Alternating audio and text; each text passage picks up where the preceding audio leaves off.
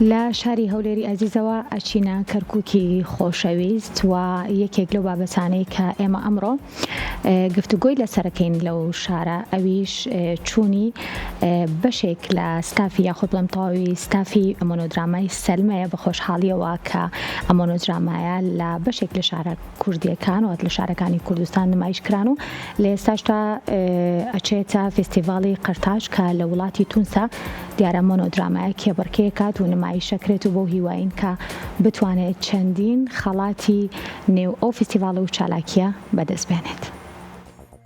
گروپی شانۆی هاوار ئامادەکاری بۆ شەشەمین فستیڤاڵی نێودەوڵەتی شانۆی مۆنۆدرامای قەرتاجەکە لە وڵاتی تونس کە بە نمایشی شانۆی سەلمە لە ناو تونس کە یەکێکە لە فستیڤاڵە زۆر گرنگ و گەورەکانی وڵاتی ئەفریقا 15 وڵات بەشدارە 32 نمایش لە ماوەی 5 ڕۆژە ئەکرێ. ئێمە بە دوو نمایش بەشداری نمایشێکمان لە ناو هۆڵە بە هەردوو ئەکتەرەکە نمایشێکمان لە دەرەوەی هۆڵە کە شوێنی کراوەیە بەس بە تەنها ئەکتەرە فەڕەنسیەکە ڕکشۆپێکمان هەیە. من خۆم ئەیبەمەڕێ بۆ 30 فێرخوازی شانۆ لە وڵاتی تونس.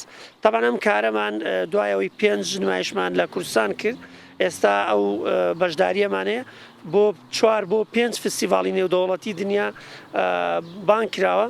تەمام کارەمان بە سپۆنسەری و بە خۆشحاڵیەوە خانمی یەکەمی عێراق شاناز ئیبراهیم سپۆنسەری گەورەمان بووە، پشتیوانیمان بووە لەگەڵ کۆمەڵێ لایەن کە هەمیشە جێی دەستخۆشیە پشتیوانەکانیان بۆیە بۆ هیوایم بتوانین لە تونس بە خەڵات و بە نەتیجەیەکی باش بینەوە.